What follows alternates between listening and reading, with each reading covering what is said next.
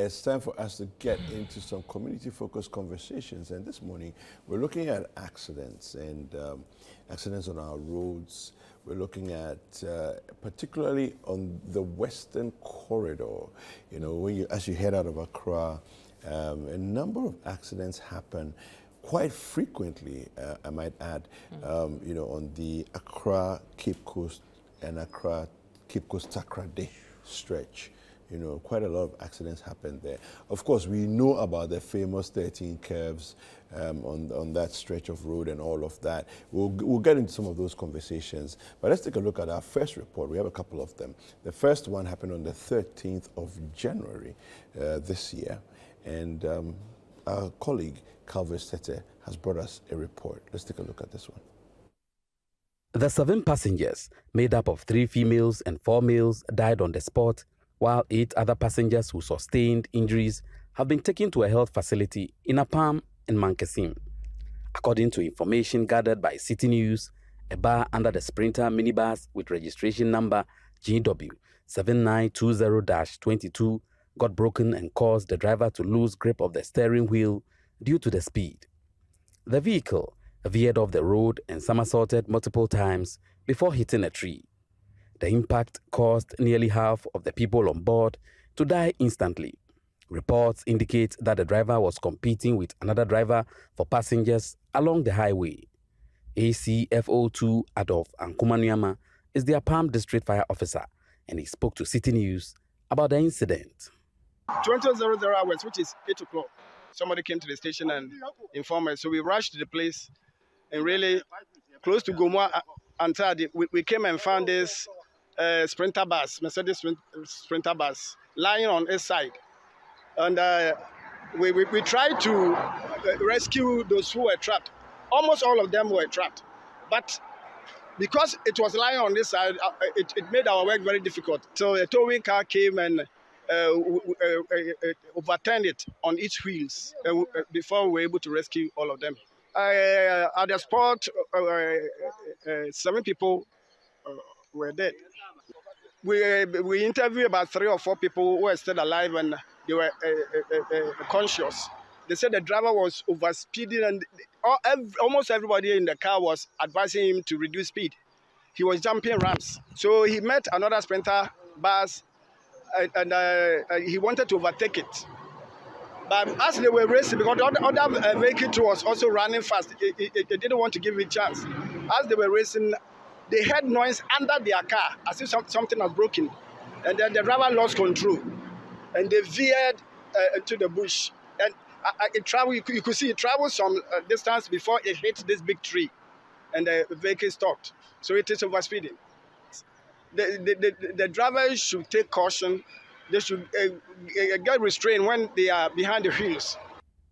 A similar accident occurred 2 weeks ago at the same spot and resulted in the death of 1 person. Several other passengers also sustained injuries. There are growing concerns over the increasing number of accidents on the Accra Cape Coast stretch, with calls for the road to be dualized. Some passengers also shared their frustration over the incessant accidents. Sometimes accident because of single lane. Even last Saturday, cars be our moko takrade. Omunya accident after Citi. Me put them drive a private car, me put drive a fee in the front one.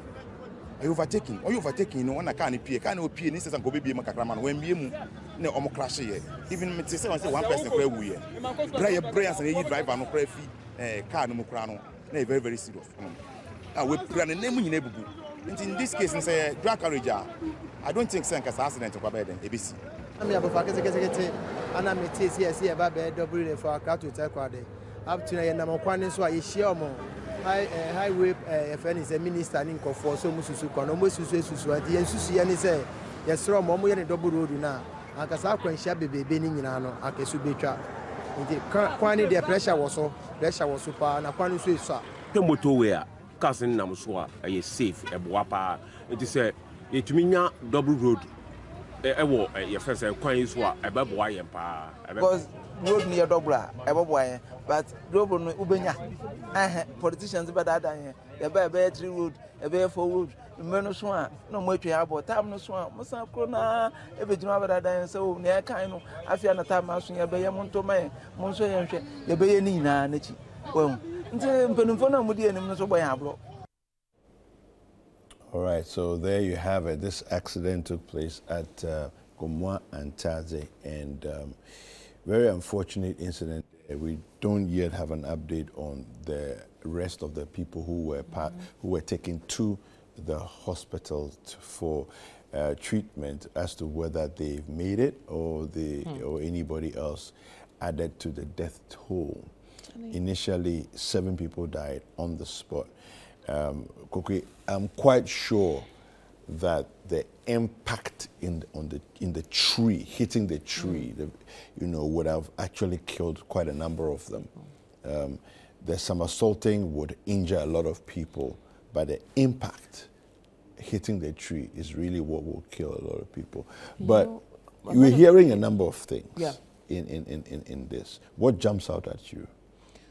A few things. First of all, I don't think we should call it an accident. I think this is vehicular manslaughter. Yeah. This is a driver who was reckless, irresponsible, who had absolutely no regard for the fact that he was carrying people and supposed to be doing so safely and responsibly. Totally ignored that. Ignored, according to the witnesses who were, victims of the crash but survived. He ignored their pleas for him to slow down. And the witnesses who said he was overtaking, and all of that. Also, a lot of these vehicles, these Sprinter buses or other buses, I don't know if they have seatbelts, but some of them don't. No, they're not really. I've not seen any with a seatbelt. There was a supposed governmental policy that was supposed to have been implemented years ago to put seatbelts in these vehicles. It never happened. I think there was a time when there were some seatbelts that were brought into the mass capacity buses, the bigger ones, STCs and so on.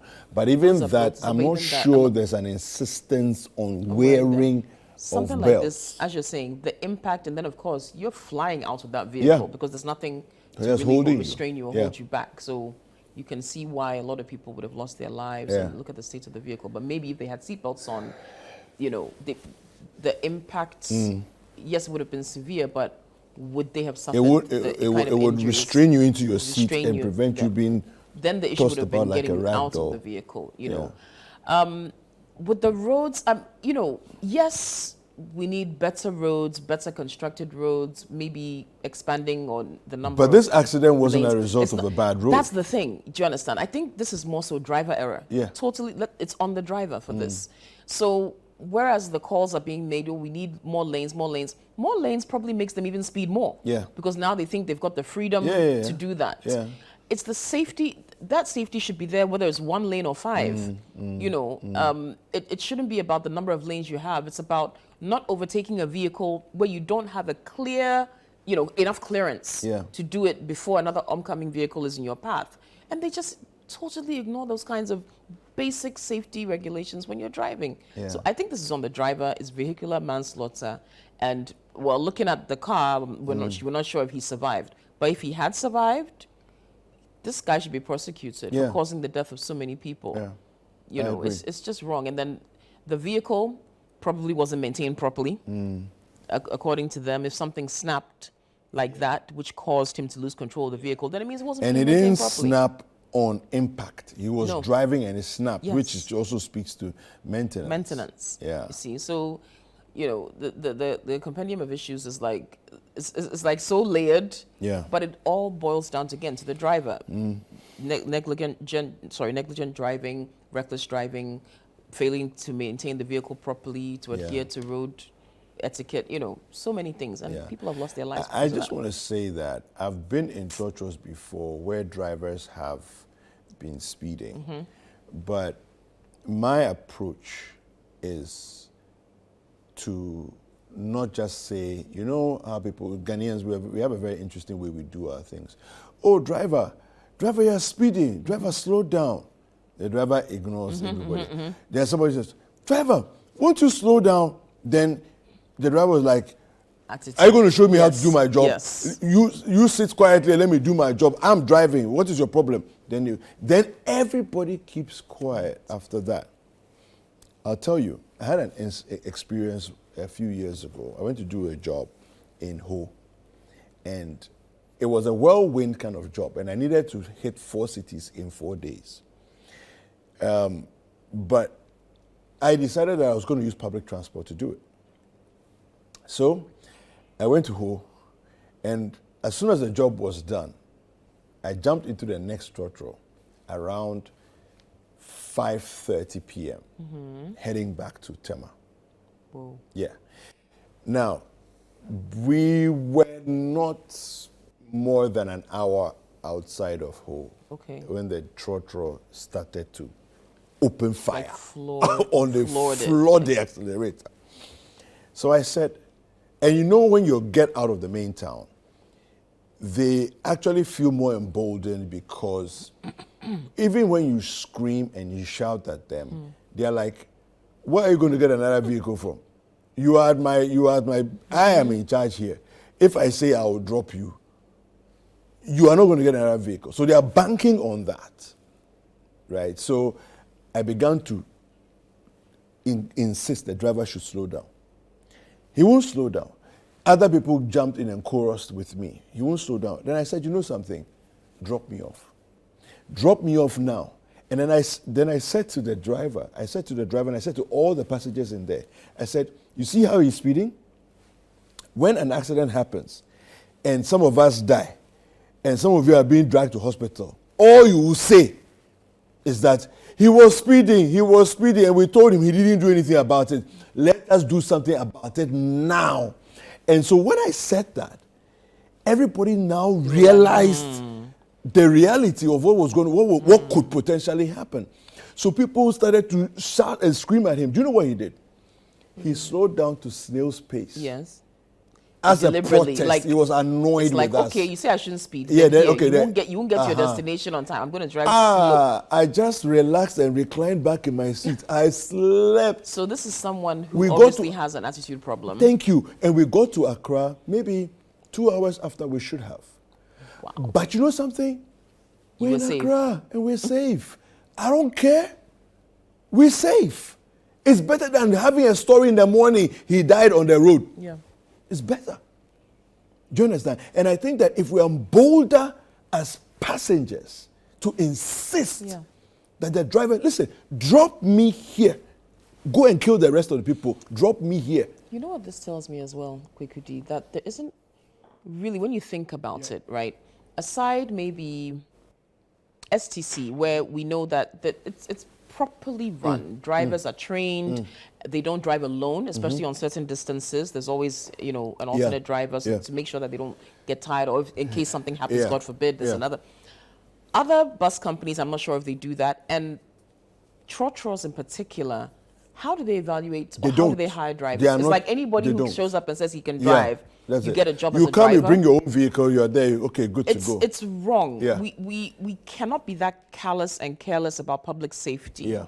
Yes, this is a service that serves the masses, right? Yeah. Is that life less precious than someone who can afford a different mode of transportation? Yeah. No. Yeah. These are people who are choosing this mode of transportation because that's what they can afford. Yeah. That's what will take them to where they need to go. And they deserve to do that safely. And with the peace of mind that they know the person in charge of that vehicle is of sound mind, is properly trained, and knows how to drive safely and according to traffic regulations and etiquette. You can't, there are too many stories like this, like as you're saying, where people are genuinely expressing their fear and their concern for their safety. And this attitude of, who are you to tell me how to drive, ends up causing people's death. It's wrong. I think NRSA needs to crack down a bit more on people who are driving some of these commercial vehicles, what their qualifications are, maybe putting them through a certification course, that if you're going to be a public transport driver, you have to be certified by the NRSA. You have to go through defensive driving courses. You have to go through a mental evaluation. You have to be periodically tested for certain substances like alcohol and drugs. it's not right and it's not fair that someone going about their daily business dies because of somebody's recklessness like this. Yes. I think they need to be a bit stricter. And you're right. It's an entire systemic breakdown. It's a systemic failure because, you know, there was a time when I don't know if they're still doing it, but there was a time when STC, for example, the bus cannot arrive beyond a certain, earlier than a certain time. Right? So we know you're leaving at 8. There's no reason why you should be in Kumasi by, say, 11. Exactly. That's right? just too fast. It means you were driving too fast. Too fast. And do you get it? So I don't know if it still exists, but I know there was a time when those kind of monitoring were going on. It was happening. Can't they fit some of these vehicles with yeah, things that the speed governors? Yes. The speed governors, but the people removed the governors. Let's take a look at the second report. Yeah. So the second report, we had some more people dying, and this time it was at Winneba-Mankessim. Let's take a look at that report. 15 people were involved in that situation there. We'll come back and continue the conversation. Some eyewitnesses say the Ford passenger truck collided with the tipper truck, resulting in the accident. Preliminary investigations conducted by the Winneba Municipal Fire Station indicated that the Ford passenger car with registration number GE 7270-17 was heading to Accra from Takoradi but made a wrongful overtaking, resulting in the accident. Officer in charge of the rescue team from Winneba, ADO2 Jude Opong-Menu, says it took personnel several hours to take the driver of the Ford car from the wreckage as a result of the impact. A Ford and a tipper truck head-on collision. Now I'm say Ford no you're wrongful overtaking. I'm not because she tipper truck now. Acquisition a buy by the grace of God. Mama around a bomb and we mama people with the ambulance. Ban cry share more points. It's hereby no basically now kind of shattered glasses with one soupy the call for young men TV a clear shattered glasses no and a proper kind of making sure say traffic will be free again. Would use this opportunity to advise drivers in these times no kind of wrongful overtaking. This one was called by wrongful overtaking. So more drive here trauma. Now you try tipper truck driver no a train hook account is like one train hook account mom work on nka ente asempa this your mom work can no me paper ne dey or you am dey mama ambulance mo dey call trauma specialist hospital na driver no so for me to you be okay but driver na air dimpa because impact no e wo e kan side no na your chair we head injuries a lot any waist injuries into future for no more around fortunately for them future for around into omo catalysis dem machines no so boy my call for ya one day I dey twetwe ama by the grace of God the SQT driver na e dey call trauma so far you know we are with you so far I'm not doing it. All right, so that's the incident at Winneba-Mankessim. 15 people were involved in that accident. Fortunately, no one lost their lives, and we hope that even in the recovery process, you know how it is, sometimes you report the thing, and at that point, nobody lost their lives, but then somebody may have internal bleeding, whatever, so I just hope that, it happens all the time, and I just hope that, everybody's still safe, and, people will recover nicely from that incident there. But accidents, too many accidents are happening.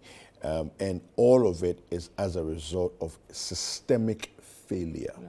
The systemic failure that I speak of means people like the GPRTU, for example, may try to say, for example, that it's not up to them, because it's a private road transport users, right? So it's like a road transport union. So it's like it's a mixed bag of different people that are private owners, right?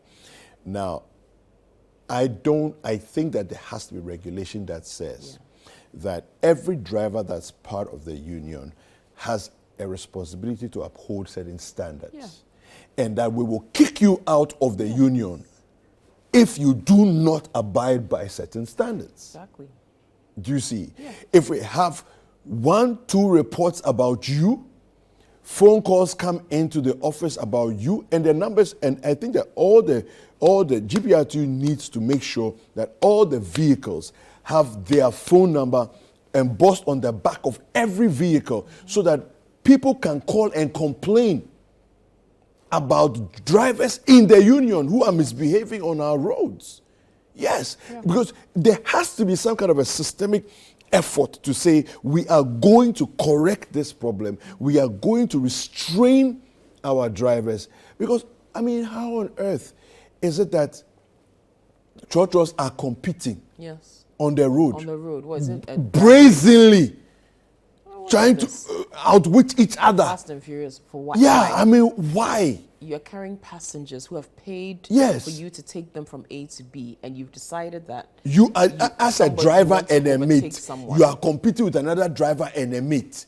Meanwhile, the passengers who are in the vehicle have paid for a service to be delivered. Take me from point A, drop me at point B. That's their only business.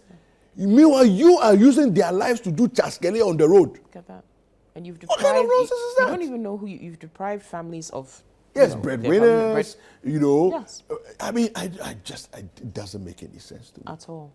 You know, and we sit. So I'm putting the responsibility and blame at different people's doors. That's why I refer to it as a systemic failure, because the GPRTU has blame to carry.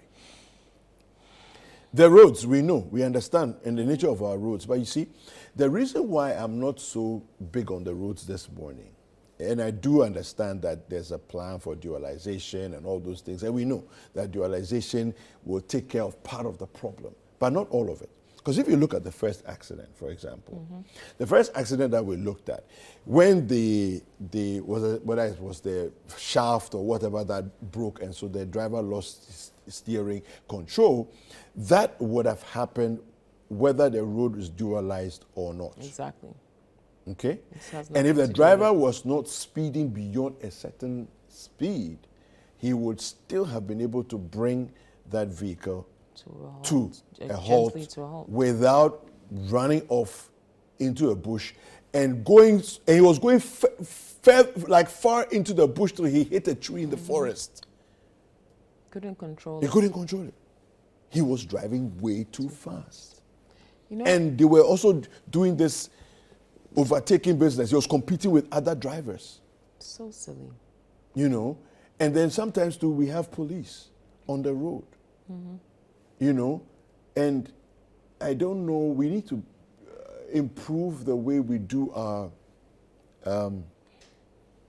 police monitoring systems on especially the highways. You know, because, you know, I don't know if you've experienced this before, but I used to drive long distance quite a bit, you know, and you realize that drivers have this code where when there are police ahead, it's like I'm moving, they've just passed the police point. Yes. And I'm heading to the police point. So then they start signaling. Some signal that they signal to you that where you are going, the people are there. So slow down. So slow down. So then the drivers all slow down. You relax, because however far it is, it's not going to be long. They'll be there. And we don't want to get caught for speeding. And so we slow down. As soon as we pass that point, free for all, floor the pedal, and we're going back to our top speed again. You know, that doesn't solve any problem. And so I don't know, again, to the police, we've got to figure out better how to work around this. Now that we have so many motorbikes, maybe we should be looking at, you know, deploying a lot more of these bikes on the highways as well. You know, and then let's stop this checkpoint things that we do where it's easy to now, you've been there for the last 3 hours. They all know you are there. And then, so what work are you doing? You know, so I don't know. We've got to figure out a way around it. Let's talk to Kwame Tinkrang Osei, who is the Assistant Planning Manager for the National Road Safety Authority in the Central Region, and find out from him what the situation is with regard to the road network there and these accidents. Good morning, Kwame. Thank you for joining us. Good morning, madam. Hello. Hello, good morning. Hello, Kwame. Yes, please. Oh, Yes. Great. We can hear you now. Yes. Good morning. Welcome to Breakfast Daily. Hello, Kwame, can you hear us? Yes, please. I can hear you now. Okay, great. So, yes, we've been talking about a report filed by our colleague, Calvis Teta, from the Central Region, about the spate of accidents that have been happening on the road from, let's say, Accra to Cape Coast, Takoradi. And it's quite worrying, this trend. And some say it could be attributed to the road itself, that perhaps needs to be dualized, and that's a major contributing factor to some of these accidents. We want to find out from you, from where you sit at the NRSA, what are your thoughts on the state of the roads there, whether or not they are adequate for the traffic you have on those roads, or whether there are other things contributing to the accidents that we're seeing on this particular stretch? No, okay, thank you. And I'll send my greetings to your listeners. So when it comes to the cause of road crashes within the central region, first of all, I'll tackle on excess speeding. You know, according to the road traffic regulations, we have speed limit that each and every driver was supposed to go by it. So maybe when you are entering into a city, you see a road signal showing 50. That means you shouldn't go beyond 50. And when you enter into the town, you see a signal showing 30. That means you're not supposed to go beyond 30. We all know within the Tema motorway stretch that you're supposed to go 100 kilometers per hour. That one car is related to saloon cars. So on the N1 stretch, you're supposed to go that's 90 kilometers per hour. So around a city or a town, no driver is supposed to go beyond 50. So when drivers are going to hack into our voice and drive according to speed limit at a particular point in time, it's going to help. But because of indiscipline, most drivers go beyond the speed limit. So excessive speeding is one.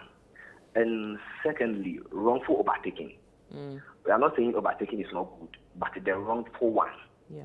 So as per a driver, you can do overtaking when there's a need for you to do the overtaking. Because there are some road markings that shows that at a particular stretch, you can't do overtaking. So where it demands for you to do overtaking, first of all, you have to check the distance between the car in front of you. Yes.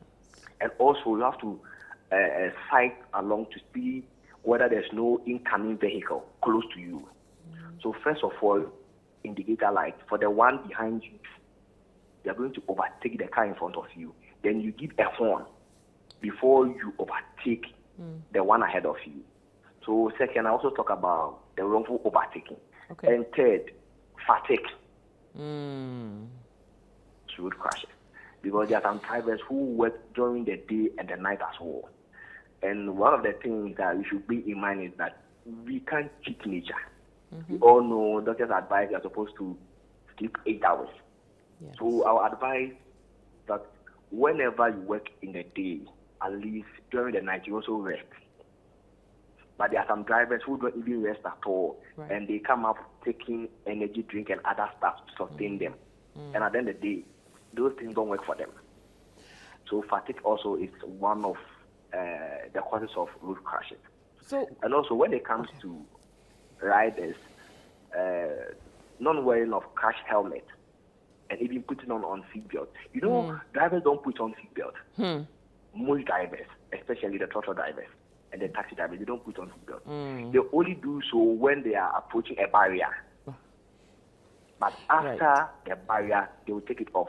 But the seatbelt is designed to protect us. Yes. Okay.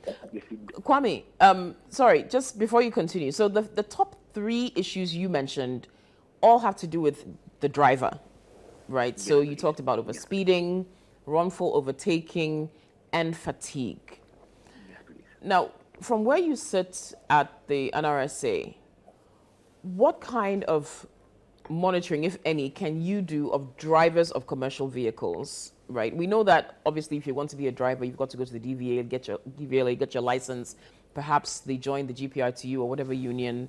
But beyond that, what kind of authority do you have to, again, monitor drivers, ensure that they're actually doing the right thing, recommend any kind of sanctions against drivers who don't comply, such that the people who are actually operating these vehicles are more responsible. We know that we're dealing with people who are properly qualified to do this, as opposed to those who end up causing these tragic and fatal accidents. So what can you do from the NRSA standpoint?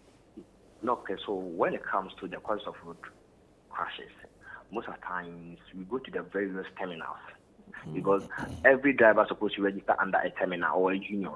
Right. So we go to various terminals or unions to do safety campaigns.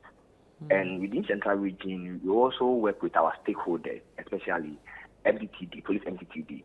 So most of the times we are on the N1 stretch, that's from Kaswa, Winneba-Mankessim, then Cape Coast, Elmina, then that stretch. So we normally partner with MDTD to do enforcement because for now, though we are an authority, but we don't have the mandate to prosecute. So anytime we go on the road, we are with the police. Okay. So when there's a careless driving or let's say excessive speeding, we will just do our education and later on the police also will take over. Okay. But when it comes to the terminals, we do those things on our own. We go to various terminals to do safety campaign, to do pre-departure checks because there are some vehicles who are not supposed to be on the road because of the condition of those vehicles. So anytime we go to the terminals, we make sure those vehicles that if there is problem with that vehicle, either they repair it or their vehicle don't even come to the road at all. All right. And any terminal who don't happen to avoid, we have the mandate to close down the terminal. All right. Kwame, I have two questions for you. The first one is about the seat belts. You made reference to drivers not wearing seat belts, but in a vehicle that has a capacity of 13, 14 people, it shouldn't only be the driver that we're concerned about wearing a seatbelt. In fact, that's actually not even as important as everybody else wearing a seatbelt. Please, can you come again? Your voice is down. Yeah, so I'm just saying that you made mention of the drivers not wearing their seatbelts. And I'm saying that in the larger conversation, we should be more focused, I would believe, on the individuals in the vehicles actually wearing seatbelts, even more so than the driver. So if the driver chooses not to wear a seatbelt, the individuals in the vehicle must wear seatbelts. What's the NRSA's position on this? And do the vehicles that we have, are they actually kitted with seatbelts so that people can use them? Okay. So when it comes to the issues related to seatbelts, for taxi, for example, the front seat that the passenger is supposed also to put on seatbelt. That one is mandatory for the passenger in front and the driver as well. So NRSA, we have a backing law. Anyone who don't put on seatbelts is supposed to pay a fine of 150 cedis to 600 cedis. Or either the person also will be persecuted, either 30 days imprisonment, or either both the fine and imprisonment as well. When was the last time you got some people prosecuted for this? Okay. For now, we have not prosecuted anyone within the Central Region. Really? I see. But these accidents have been happening, for so long now. The Central Region is probably one of the worst death traps in that road, the Kaswa Cape Coast Road. It's probably one of the worst roads, accounting for most deaths on our roads. So I don't understand what's the challenge in terms of prosecuting the people. Okay, so though as I said earlier, we are an authority now, but we have an LI at Parliament as I'm talking to you right now. So when the LI has been passed, that one we have the authority to do the prosecution. Okay. Either than that, whatever case that comes up should be reported to the police. To the police. Okay. Now, just a quick one before you leave us. The responsibility of the unions, the driver unions, is there any culpability on their part? Because these are people who are registered as Please come again. I couldn't hear Is there any culpability on the part of the unions the drivers are members of these unions. So as they go about, causing mass murder on our roads, is there any culpability by the, on the part of the unions? Okay, so when it comes to the various unions, and I just take this opportunity to say something about GPRT. GPRT are really doing well when it comes to Central Region and other union as well. Now, when it comes to the crashes, the problem is the structure. Those who don't have union, because there are some people who have made up their mind, they are not joining any unions. Because most crashes happen, then you find out that it's these drivers who are not part of unions. Who are not part of unions. So can we not get rid of them? Can we not blacklist them? Yeah, so what NRSA are doing now is anytime we are on the road and there is a car coming who don't belong to a union, we will just stop you, make sure we call a union to come and carry the passengers along. Because every driver is supposed to register under a union. And they have to also go out by the rules and regulations of the union. Because the various unions are not even as problems on the road. But it's more or less like those who are not registered under any union. Yes. All right. So now this is the strategy the NRSA Central Region has come up. Right. Thank you very much, Kwame. Awesome. We'll be speaking with Kwame Tinkran Osei. He's the Assistant Planning Manager with the NRSA Central Region. Some good points there that he made. The unions are very important. I mean, from what he's saying and from what we can, because like you said, they're organized, they hold their members to a certain standard, it's less likely that one of their members will be the reckless. Ones responsible. Right. So I think issue is so. cracking down because on when we were these. talking earlier, this is what we're looking at. Yes. If there's a burden on the union to insist that their drivers do the right things, then it means that we need to now ramp up our monitoring to make sure that even passengers know that this vehicle that is coming does not belong to any union. So is this, I mean, we know their vehicle, their decals and things that people put on their vehicles, but there should be something very prominent. That you can immediately, as a passenger boarding a vehicle, you will know immediately this vehicle and this driver. So the driver should have something. The vehicle should have something. To show that they are certified. They belong to a union. Right. I agree 100%. And it has to be something that's done at the top level, usually, so that if the driver has a uniform, whether it's just a shirt that has an embossment or something that's coming from your union, that's your driver and your mate. They must both have it. Do you see? And then we also have the vehicle has also to have that, so that passengers, can easily identify that this vehicle doesn't belong. So if I'm getting in, I'm making a choice at my own risk. Yeah, it could even be something that they put on their license plates when they go to, do their roadworthy or an additional, because, see, I think we take life for granted too much, or we don't value people's lives enough. That's the bottom line. It's because we don't value life that much in Ghana, then it leads to us taking certain decisions that allows, we have been advising the people, we have been talking to the people, they don't do anything. Human beings will always try to find ways around things. Of course they will. You can't circumvent rules that are meant to protect life and get away with it. No, there should be serious punitive measures taken against people who do that.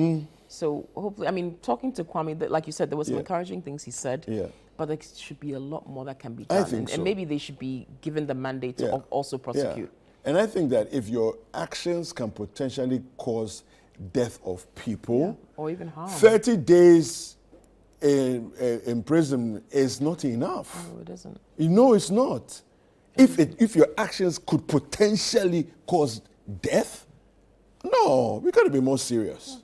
Hey, we got to be more serious than that. Anyway, we have joining us Commander of the Apam Fire Service Station, Gumua West District, ACFO2 Adolf Ankoma Nyama joining us on the line. Good morning, sir. Good morning, sir. Yeah, welcome to Breakfast Daily. Yes. So Was it the Nyamibetre accident that you were involved in? You were on site? Yeah, I was on Antade. Antade rather. Okay, Yeah. all right. Yeah. Now, when you arrived at the scene, what was it that was going through your mind first of all when you saw the accident? Actually, it was very, very horrible. It wasn't a pleasant sight. Okay.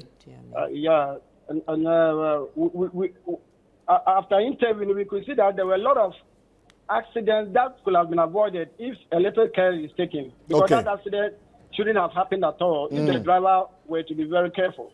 Okay, when you say careful, explain to us, because I'm sure you're a driver yourself, and you understand the use of the road. What did the driver do wrong? Well, let me break the causes of accident into 3 factors. Okay. We have the human factor, and we have mechanical factor, and then the road network. Okay. But mainly is the human factor, which is very, very bad. Yeah. The first one is unnecessary overspeeding. Okay. Some of the drivers, because the road is good, it's asphalted, so some of the drivers drive as if they want to fly. Especially the truck drivers, they want to outrun each other for passengers. Yeah. So they'll be competing, racing on the road. Yeah. And that can easily cause an accident. Okay. And that even was the cause of the Antade one. Yeah. And the second one too is wrongful overtaking. Yeah. Most of the drivers overtake anyhow and anywhere. Yeah. And they normally veer into the road of the oncoming vehicles. And that also causes accidents. Yeah. And the third one that I'm talking about is overloading. Okay. And this overloading I'm talking of is not overloading of passengers, but goods. Okay. Yes. Okay. Some drivers, especially the Sprinter, the Benz bus Sprinter drivers, they overload their vehicles. They sometimes take goods and overload the vehicles to the point that they even remove some of the seats. Oh wow. And hang them this at the back of the vehicle. Yeah. And for all you know, the tires too will be worn out. And then they will be overspeeding at the same time. Yeah. So this heavy load with worn out tires and overspeeding, there will be mismatch. And before you see, bam, accident will occur. Okay. Yeah. So that's one too. I think the authorities must check those people who overload the vehicle to the point that they remove some of the seats and tie it behind them. And then distracted driving. Okay. Most drivers also drive speaking to others on their phones. Or they will be engaged in conversation with the passengers. Okay. Either the passengers that they consider troublesome or nuisance. Yeah. And then they wouldn't be focused. So little obstruction, they will just lose control. And there will be an accident. Yeah. And fatigue driving too also counts. Those who drive long distance buses also sometimes they will feel tired, and instead of resting, they will try to get to their destination. Yeah. And they sometimes doze off and cause the accident. Yeah. And I'll also add drunk driving. Okay. Okay. Yes. Okay. Some people also take a little alcohol before they get behind the steering wheel, and that also sometimes they think it will embolden them, but it also causes an accident. And some also take some drugs. Okay. Yeah, maybe it's for a good purpose, maybe for their sickness, but this can weaken your mind and you'll be sluggish in calculation, and also it can also bring an accident. And yes, go ahead. Yeah, I want to just add last one. Some people who has faulty vehicles, some vehicles develop faults along the way, and they will leave the vehicles on the same spot without reflective signs. Yeah. And this can cause accidents, especially during the night. Right. Yeah. Right. Yeah. So just quickly before you leave us, your station, how frequently do you get called to accident sites? Very often and very frequent, because last year for one. I think we had about 20 accidents from January to December, and some were very fatal. Yeah. Wow. All right. Yeah. So I will give one suggestion. Yes, please do that.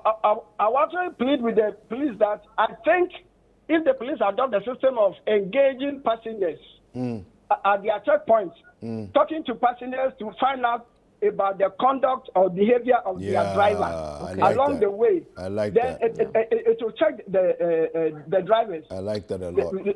Like the police officer will go to the passengers and tell them, "Mo driver, no driver, send or driver call the mobile." I know if he's not a good driver, they will some of the passengers, majority of them will be bold enough to say he's not a good driver. Yes. And if that happens, then the driver should delay the car and give the passengers to another vehicle. Yes. And if they give the passengers to another vehicle, it will be a blow to the driver for losing his passengers along the way, and it will serve as a deterrent to other drivers too. Yes, absolutely. That's a brilliant suggestion. Thank you very much for speaking to us this morning. We really appreciate it. Thank you. Yeah, that's a great suggestion. This is for me. Brilliant ask the suggestion. passengers, and they will say. No, and they will talk. They will. Because they are many of the accidents that have happened, you will realize that if somebody survives from the vehicle, you will find inevitably, maybe 90% of the time, 95% of the time, they will say that they complained, the driver didn't pay heed. And so I think that this suggestion of checkpoints, police having a standard operating procedure of we stop the vehicle, forget about the driver, let's talk to the passengers and find out if 2 or 3 passengers corroborate and say that this driver is misbehaving, immediately you stop the vehicle there. Get them another commandeer the vehicle, get another vehicle to come and take the passengers and go. And see, from the fire service, they are the ones who are called to clean up the mess. Yes. So they see the gruesome, the gory, gruesome nature aftermath of these accidents. So as he's speaking, you know that this is someone who encounters the worst he said last year there aspects was 20, of these accidents. Do you understand? Having to go consistently to clean up that mess and to see people who have lost their lives because of all of this irresponsible behavior on the road. You know, it would be nice to not have to do that. You know, so the passionate plea is I hope it falls on the right ears. I think it's a really, really good suggestion. I think so too. We've been joined by Engineer Abdullahi Mahama, who will give us a perspective from the road infrastructure itself. Engineer Mahama, good morning. Yeah, good morning. How are you? Yeah, I'm great. How are you? I'm fine. I'm fine. Yeah. So, listening to these stories of these accidents that have been happening just from the beginning of this year till now, we've barely gone in 6 weeks, and look at the number of accidents that we're already recording. What are your thoughts? Well, let me just, on a lighter note, say last week, occurred my daughter's birthday. And unfortunately, I forgot to have invited the two of you. I said I was going to call you over the weekend, I think on Friday, for my naming ceremony of my twins. I didn't involve. Wow, congratulations. Engineer. Congratulations. Wow. Engineer has been working hard. He's been working hard. You've been working for hard, God and country. Congratulations. Yeah. Congratulations. Congrats. Thank you. All right. So, let me start on this one. I think 2 days ago, I think I should call myself the luckiest after my ceremony. On my way to Suhum in the night around 9 o'clock, I just put on my highlights, and I realized I was about 70 meters away from a packed trailer. I don't know. I think when I initiated the left turn, I just closed my eye because I thought I was gone. And luckily, I was not speeding. I was just around 80 kilometers per hour on the dual road. Then I started thinking that aside the good roads that we have in some areas, the policymakers have failed us woefully. I'll come to the road bit. Do you remember about 5 years ago when government decided to bring in the towing truck system? Yes. Just last year at the Cape Coast UCC, just at the main entrance. Yeah. A car was parked. Yes. A Takoradi bus crashed in, and we lost some lives. Yes. It happens almost every single day or week in the country. There are some which are 2 dead, 3 fatalities, who doesn't actually come into the limelight. But when it becomes the number increases beyond maybe 6, 7, 8, 9, 10, then it gets the attention of the media. Almost every day, people are crashing at the back of station vehicles, especially the heavy-duty urban roads. Yeah. When you are on the way from here to Kumasi, from here to Takoradi, from here to Aflau. But the most dominated one is the Kumasi stretch and then the Cape Coast stretch. So if you bring in a policy which is so laudable, and maybe you didn't actually smuggle it in well, it didn't sit down with Ghanaians.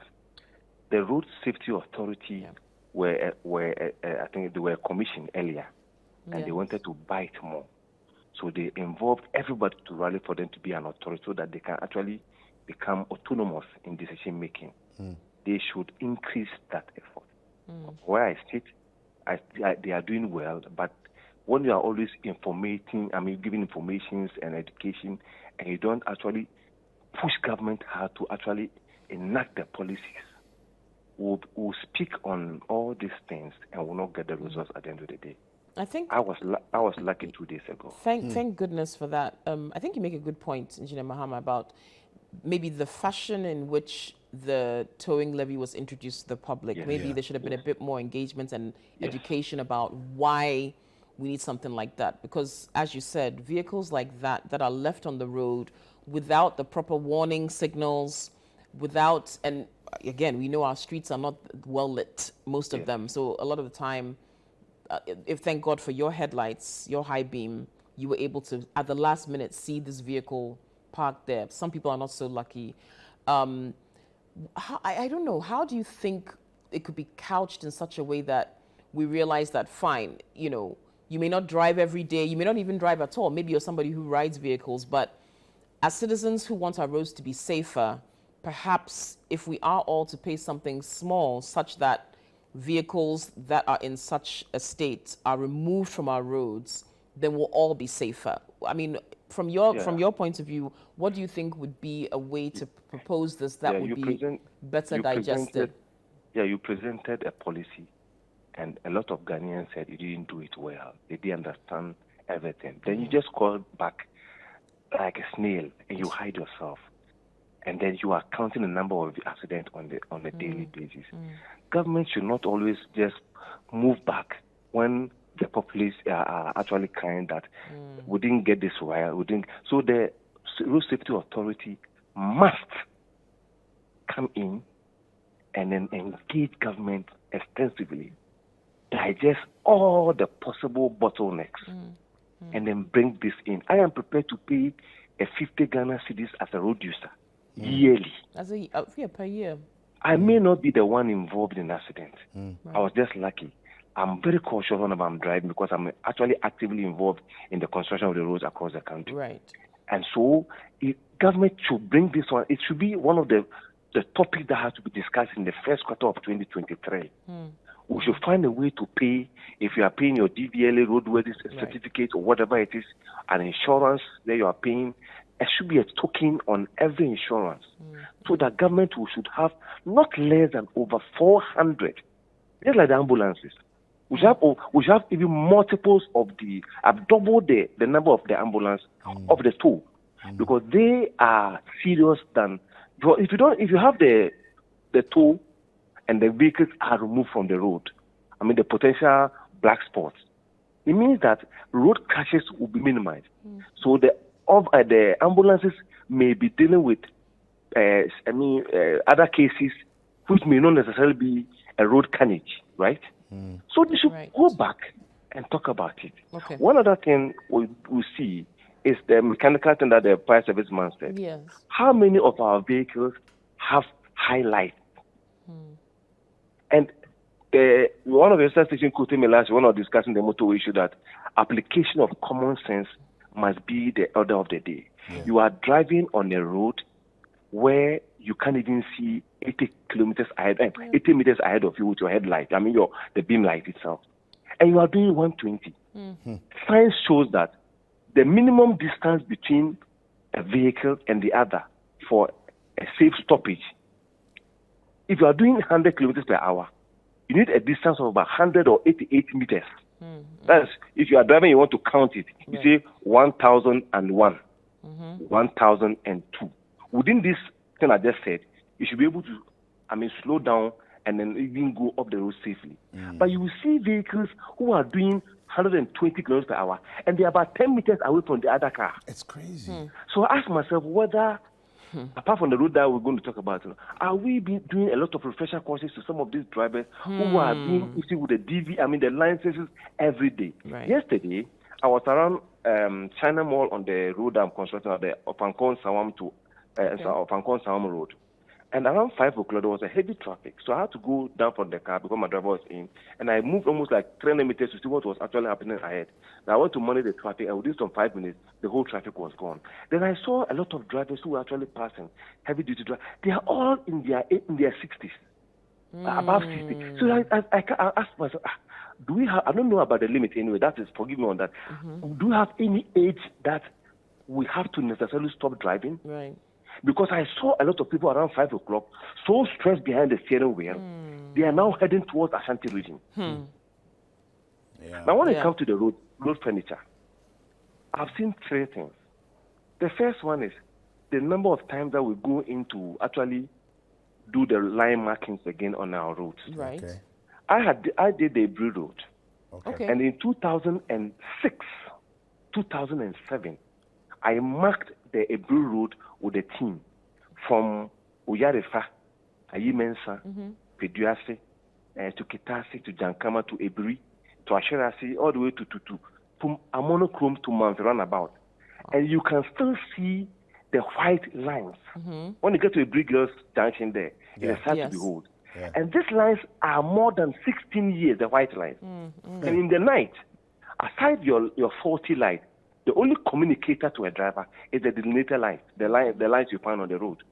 Because if your light is able to throw about 70 meters ahead of you, you would see whether the road actually meanders in a certain way, the design. But if the lines are faded, and you are driving and your light is also not good, then there's a high probability of you getting yourself involved in that, especially if the driver does not apply the basic common sense of lifting his leg off the pedal a bit. So we have to ask ourselves how we are getting the line markings being done almost every 2 years. A subcontractor does the line marking and it fades away. So it means something is wrong there. Shoddy work or substandard, perhaps. Engineer Mahama, we appreciate you. Unfortunately, we're out of time. We know you could talk about this subject for days, and I'm sure we'll touch base with you again to continue talking about this, but we appreciate you. So that was Engineer Mahama. Again, congratulations on welcoming your twins. Keep up the hard work in all areas. Okay. Just on a lighter note. But yeah, that's our discussion on road safety and accidents and So I think that, for me, as we, wrap up on the conversation, the key area is driver involvement. Okay, and so all the institutions, systems, whatever it is that we do, we need to up our game on restraining drivers one way or another, to do the right thing, so that. And it has to come at a high price to say it will cost you a lot to be indisciplined. It will cost you a lot to misbehave on our roads. It must cost drivers a lot to misbehave on our roads. Yeah, because life is priceless. Exactly. And if we do that, we will see accidents come down.